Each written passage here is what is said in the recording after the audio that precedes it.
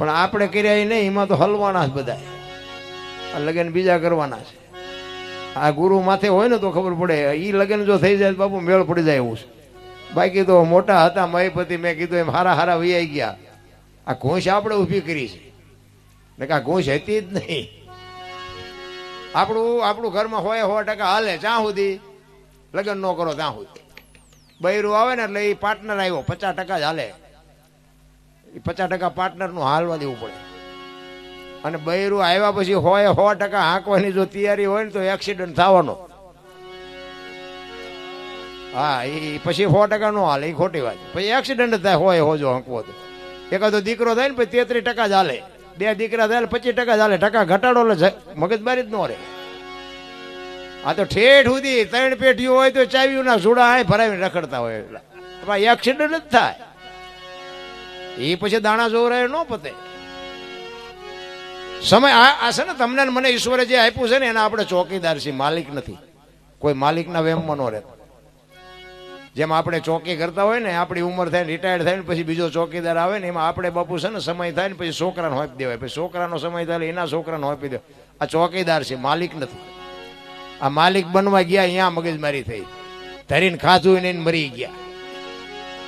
મારું છે મારું છે મારું છે. મેં ખેતર લીધું ને મેં ટ્રેક્ટર લીધું ને મેં મકાન કર્યા. જાવ તાર લેતા જજો ને બીજા વાપરશે.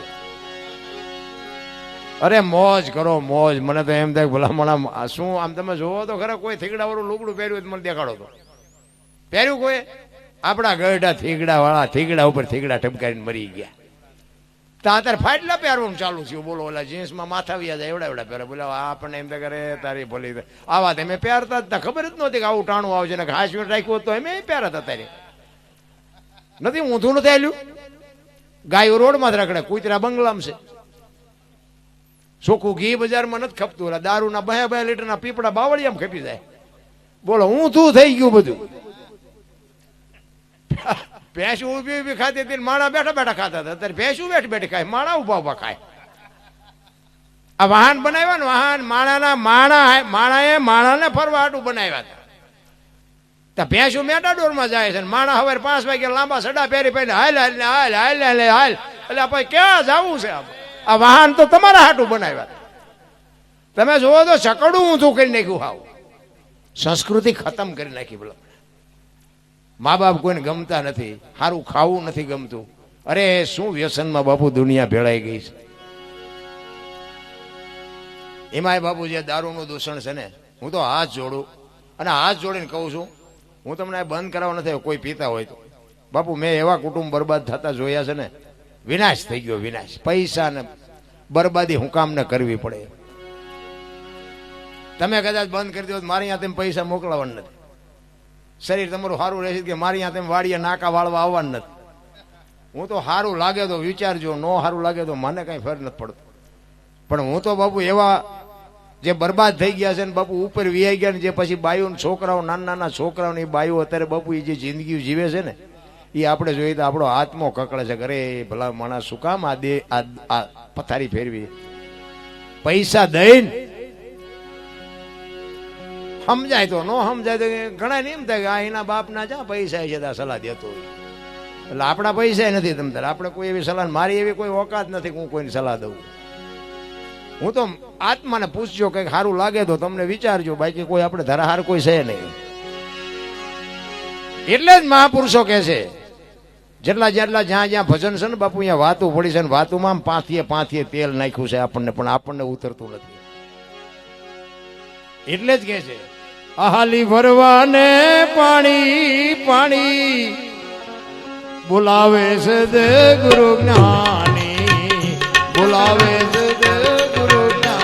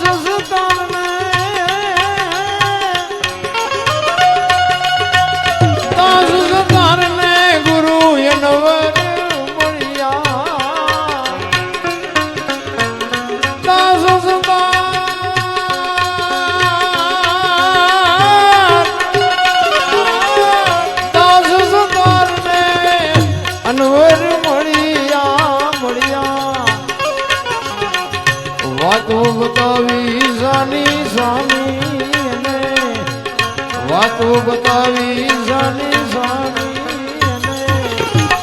બોલાવે છે દે ગુરુ જ્ઞાની હાલી ભરે વાને પાણી પાણી બોલાવે છે દે ગુરુ જ્ઞાની બોલાવે છે દે ગુરુ જ્ઞાની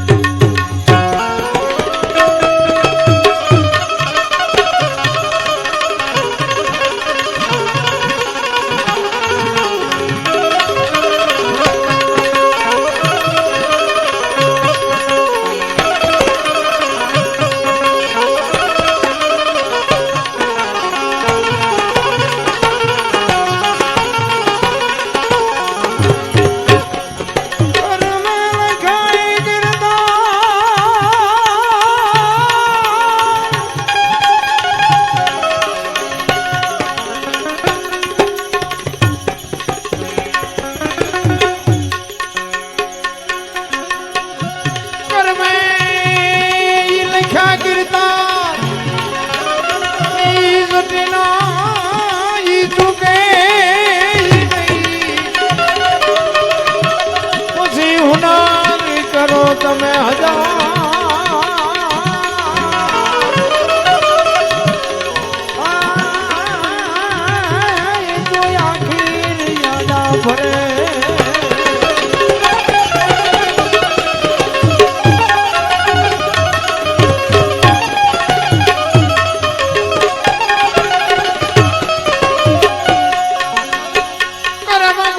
કોઈને છોડે નહીં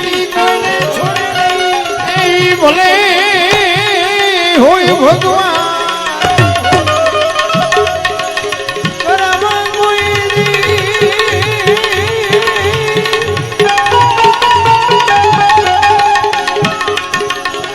કરમ કોઈ દી કોઈને છોડે નહીં ભલે હોય ભગવાન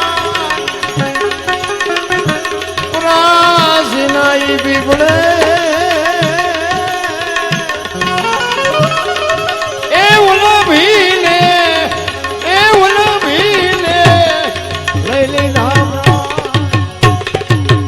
વાણી એવો પુરાવો આપે છે કે કર્મે લખ્યા કીર્તાર કોઈ દી સઠી ના સુકે નહીં હુનર કરો હજારી આખરે આડા ફરે પણ મને આમાં ટપા નથી પડતા કર્મની વાતો બધા કરે છે ખોટું છે એવું તો આપણે ન કહેવાય પણ આપણે ન હૂતું હોય તો આપણે કહેવાય કે ભાઈ મને નથી હૂતું આ ભક્તિ કરે એવડે દુખી છે દુનિયાના રોલ કરે સુખી છે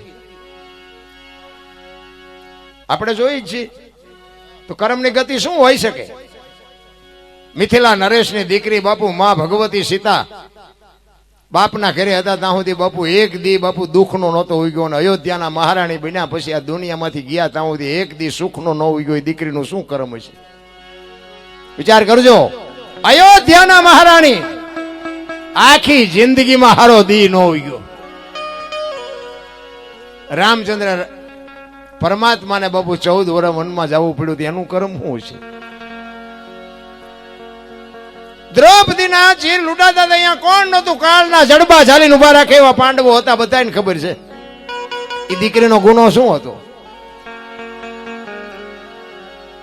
અખિલ બ્રહ્માંડના માલિક કૃષ્ણ પરમાત્માને ખબર ન હોય કે અહીં બેસ તો ભીલ મને બાણ મારશે એને ખબર ન હોય ભીલના બાણથી બાપુ કૃષ્ણ પરમાત્માને વિંધાવવું પડે ત્યાંનું કર્મ શું